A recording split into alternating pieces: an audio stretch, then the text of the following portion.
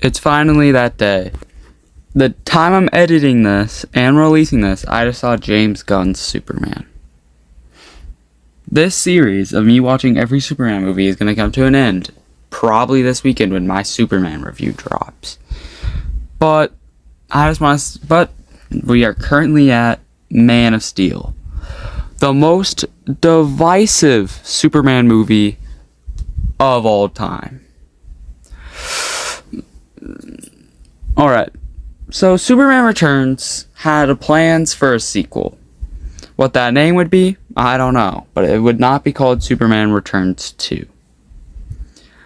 We would have saw more of Clark's son and even the villain Brainiac, similar to how every other canceled Superman movie had plans for Brainiac.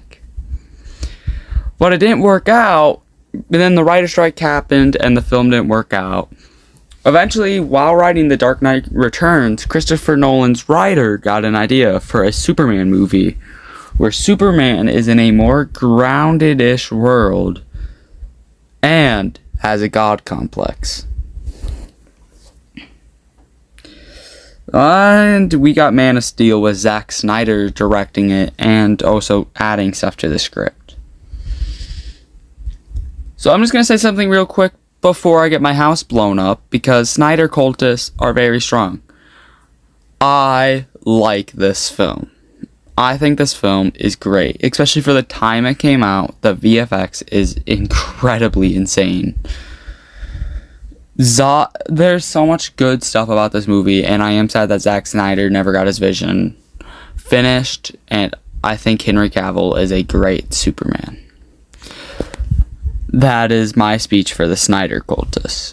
What I will say, this is going to be very different. I'm going to bring up some stuff that happens in the film, but I'm more going to just be talking about the film itself, unlike stuff that happens in it, like I've done for every other Superman movie.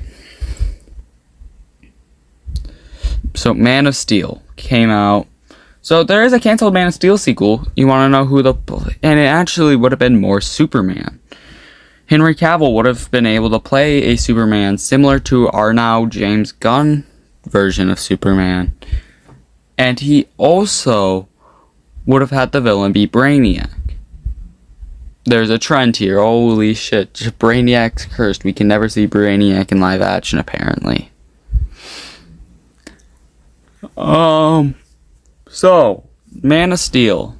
I will make the argument that Man of Steel sets Superman back ages. And now, I did say I like Man of Steel, but when I first watched it as a kid, it kind of put me off Superman. Like, I watched Justice League first. Again, shoot me. Yes, the Justice League version. And I really liked Superman in that movie. I liked how charismatic he was. And then I come here and I just saw him as too stoic, very boring. He just wasn't interesting to me.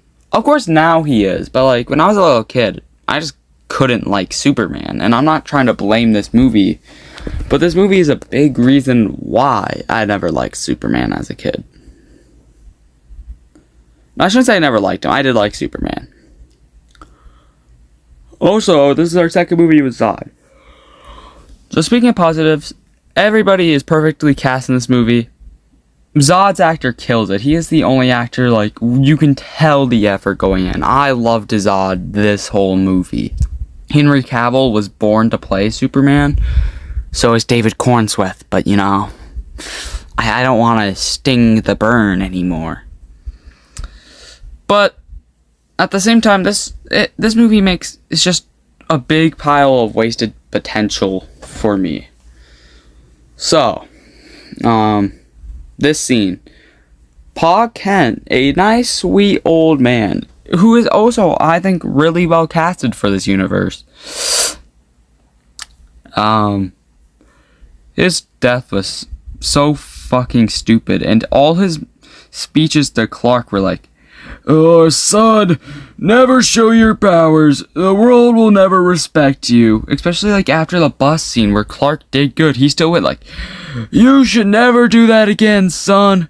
They would worship you like gods. It's just, how do you think people will react?" Which is it's fair, alright? This is what's gonna get the other side of the Superman community mad at me.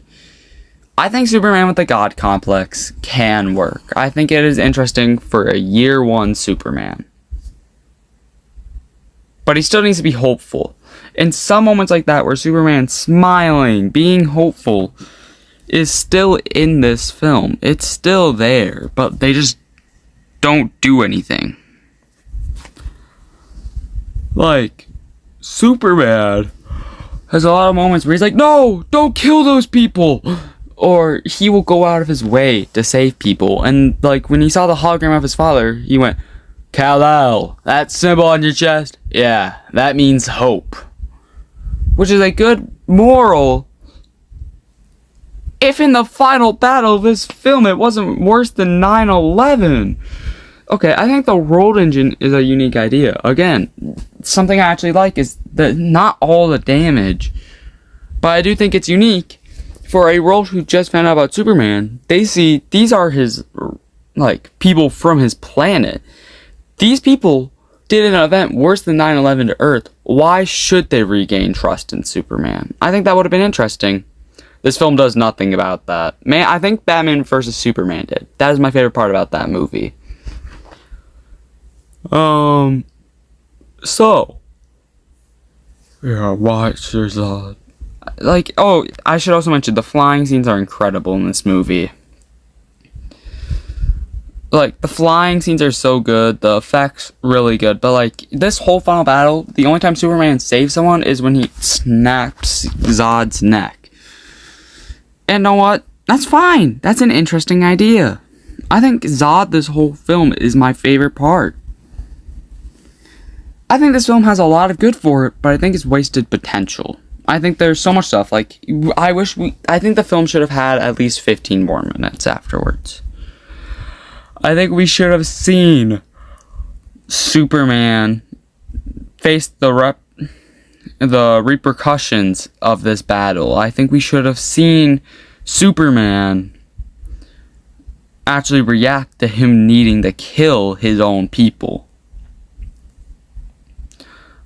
And I think this Superman could have worked, alright? I think it would be unique if, let's say, this is a year 5 Superman.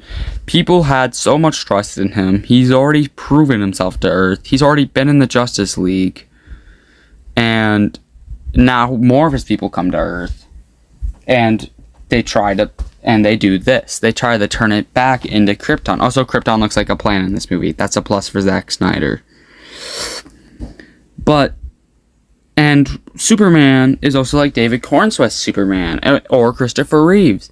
Smiling, happy, less stoic, and less aura farming. Well, you can still aura farm, but like, I think this fight would have been so much more unique if you have Zod pulling shit like this, and Superman fighting to save people. Like, if you have this whole fight scene, and while Zod's doing this, you have Superman going in and flying into this building, saving the civilians of it. You see all that rubble? Yep, that's like at least 100 people dead. I think it would have been really unique. I still think Man of Steel deserved a sequel. I think Man of Steel works for the universe it's trying to go for. But I don't think it... I think at the end of the day, Man of Steel could have been so much better. I think this could have been a Superman film. I think this would have worked as like an end of trilogy Superman movie. He's hopeful the whole time, and then Zod comes in and does this. Again, Zod's act is great. I'm glad he got a second chance in what movie? Aw, fuck. But yeah, I'm glad Zod is that good. And that's also another complaint. Zod's like, I was born to be stronger, to be a warrior. And Superman's beating the shit out of him. He's had no training for this. I think it would have been more compelling if this fight, Superman was getting his ass whooped out of him until he got Zod in that chokehold. Or, like, you've seen more experience moments from Superman. Like I said, if Superman was more bright, more hopeful, and Zod came in and did this, I think this film works, but at the end of the day, it's missed potential. I think Lois Lane in this film is annoying. She is the only miscast of this whole film, in my opinion. This is the first time I didn't like whatever Lois Lane was doing. And trust me, I wasn't the biggest fan of Superman Returns Lois Lane either. Lois Lane had her moments. Or didn't, at the same time.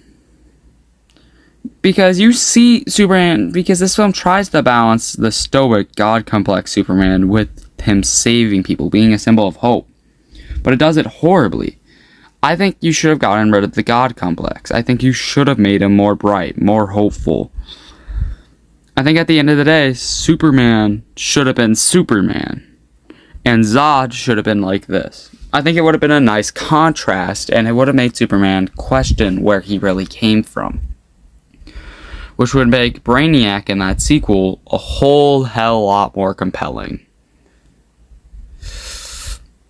But now, Man of Steel. So yeah, that's my opinions on Man of Steel right there for you guys. Again, I like the movie. I like it a lot. In fact, again, for the Snyder fans, because you guys are dangerous, I love Zack Snyder's Justice League. I had the DVD of it. That film is incredible. It is sad that this guy couldn't get his vision. I think that DC Universe could have been cool if it was able to get fleshed out. But we don't live in the world where it did. So, at the end of the day, in my opinion, Man of Steel is a 7 out of 10. Making it 5.5 points above Superman Returns. So for the second time, third place is getting replaced again with Man of Steel. 1 or 2 haven't changed at all. But hey, Man of Steel's on the list now. The top 3 Superman will end with David Cornsweet's Superman when I get to see that later the day, or when I'm editing this already.